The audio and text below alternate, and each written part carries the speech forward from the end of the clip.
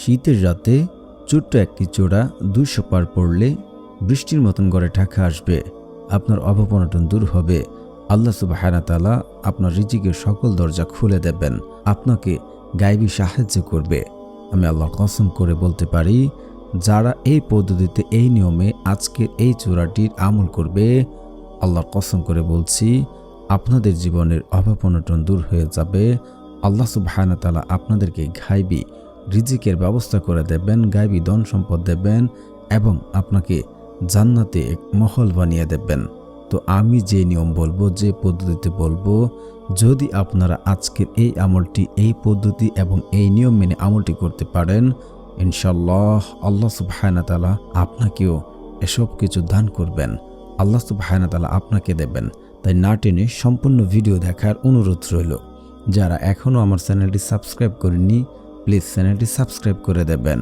যদি কেউ এই সূরা, এই নিয়ম মেনে আমল করে, আল্লাহর ওয়াদা, আল্লাহ তাহার রিজিকের সব দরজা খুলে দেবেন। শুধু তাই নয়, তার যাবতীয় যত অভাব-অনটন আছে, ঋণ আছে, সব কিছু আল্লাহ তাআলা দূর করে দেবেন। এটা আল্লাহর ওয়াদা। জান্নাতে তার জন্য মহল বানিয়ে দেবেন। প্রত্যেকটি মহলে 70,000 দরজা হবে। পরিশ্রম ছাড়া তাকে গায়েবী বা গায়েব থেকে রিজিক দান করবেন। আল্লাহ সুবহানাহু ওয়া তাআলা তাকে ধন সম্পদ দান করবেন। আপনি সারা জীবন ধনী হয়ে থাকবেন, অভাব আপনাকে কখনো স্পর্শ করবে না। এই আমলটি অত্যন্ত যাচাই এবং বাছাইকৃত একটি আমল।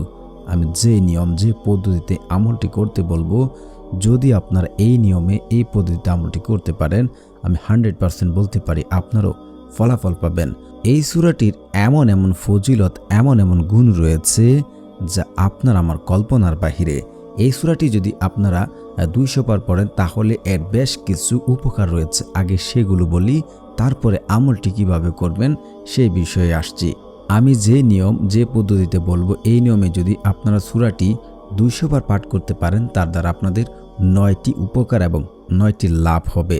তার মধ্যে প্রথম হচ্ছে, আল্লাহ রাব্বুল ইজ্জত অসন্তুষ্টির 300 দরজা বন্ধ করে দেবেন, যেমন শত্রুতা, দুর্ভিক্ষ, ফিতনা ইত্যাদি। তো বুঝতে পেরেছেন, আল্লাহ সুবহানাহু ওয়া তাআলার অসন্তুষ্টি 300টি দরজা বন্ধ করে দেবেন যদি এই নিয়মে আমলটি করতে পারেন। রহমতের 300টি দরজা খুলে দেবেন। রিজিকের 1000 দরজা খুলে দেবেন। আল্লাহ তাআলা পরিশ্রম যারা তাকে গায়েব থেকে রিজিক দান করবেন। সুবহানাল্লাহ। আল্লাহ পাক নিজস্ব ইলম থেকে তাকে ইলম দেবেন, নিজের ধৈর্য থেকে ধৈর্য এবং নিজের বুঝ থেকে বুঝ দান করবেন।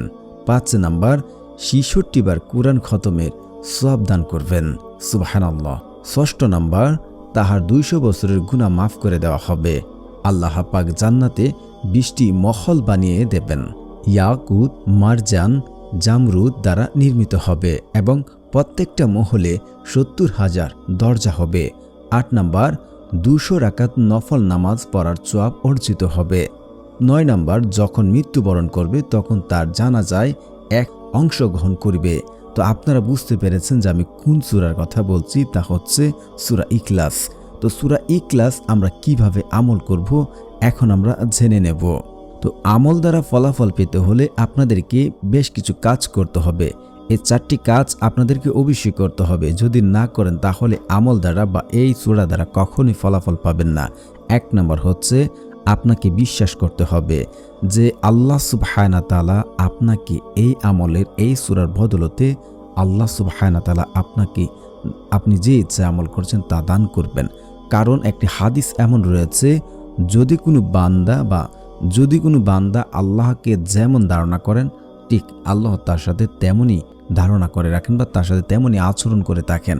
তো অবশ্যই আপনি যদি নিজ থেকে 100% হতে পারেন যে আল্লাহ সুবহানাহু ওয়া তাআলা আপনাকে এই আমলের বদলতে আল্লাহ সুবহানাহু ওয়া তাআলা আপনাকে রহম করবেন এবং আপনাকে আল্লাহ সুবহানাহু ওয়া তাআলা রিজিক দেবেন, ইনশাআল্লাহ দেবেন, যদি আপনি নিজ থেকে কনফার্ম হতে পারেন।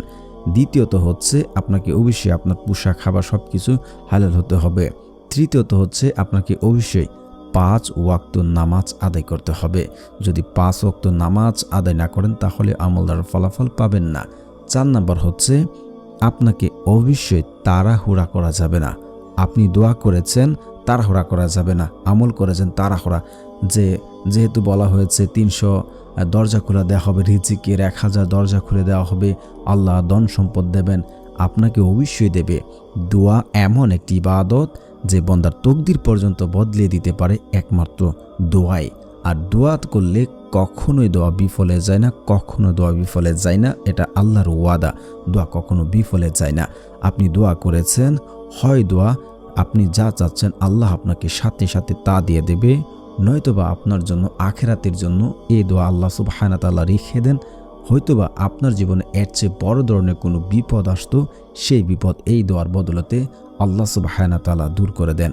তাই দোয়া কখনো বিফলে যায় না, 3টা থেকে যে কোনো একটা হবেই হবে ইনশাআল্লাহ।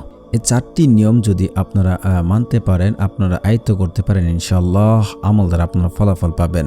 তো আমলটি আমরা যেভাবে করব, আমরা প্রথমে উজু করে নেব, তারপরে একটি জায়নামাজ বিছিয়ে নেব। অবশ্যই আমলটি আমরা রাত্রে করার কথা বলছি, আপনারা রাত্রে করবেন।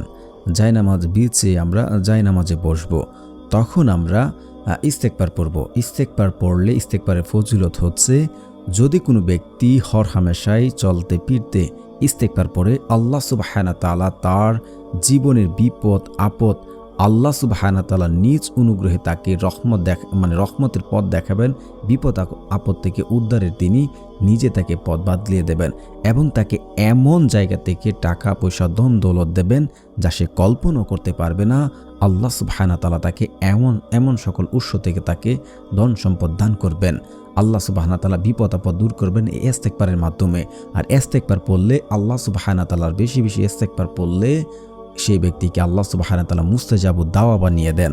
মুস্তাজাবুদ দাওয়া হচ্ছে সে ব্যক্তি আল্লাহর দরবারে হাত তুলতে দেরি হয় আর আল্লাহ দোয়া কবুল করতে দেরি করেন না। তো অবশ্যই আপনারা ইস্তেগফার পড়বেন, তারপরে আপনারা দুরূদ শরীফ পাঠ করে নেবেন। অবশ্যই দুরূদ শরীফ আপনাদের পড়তে হবে, কারণ আপনারা যদি সব কিছু মেনেও আমল করেন, যদি দুরূদ না পড়া হয় সেই দোয়া কখনো কবুল হয় না, কারণ সেই দোয়া আসমানে গিয়ে ঝুলন্ত অবস্থায় থাকে। তাই রাসূল সাল্লাল্লাহু আলাইহি ওয়াসাল্লামের উপর দুরূদ পড়তে হবে, দুরূদেরও অনেক ফজিলত রয়েছে।